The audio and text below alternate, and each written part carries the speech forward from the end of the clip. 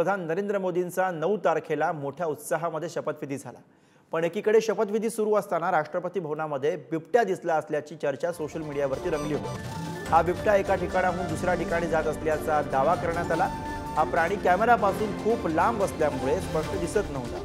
दरम्यान तो प्राणी जंगली किंवा हिंस्र प्राणी नसून राष्ट्रपती भवनामधील एक सामान्य मांजर असल्याचं स्पष्टीकरण देण्यात आले।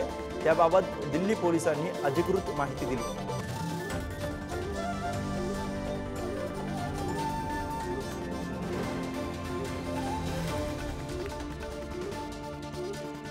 शपथविधी दरम्यान हा प्राणी या ठिकाणी दिसला होता। त्यानंतर सोशल मीडियावरती याची बरीच चर्चा सुरू झाली। मात्र हा बिबट्या नाही तर राष्ट्रपती भवनामधील मांजर असल्याचं यानंतर स्पष्टीकरण देण्यात आले। दिल्ली पोलिसांनी याबद्दलचं स्पष्टीकरण दिलेलं आहे। सोशल मीडियावरती या व्हिडिओची बरीच चर्चा होती।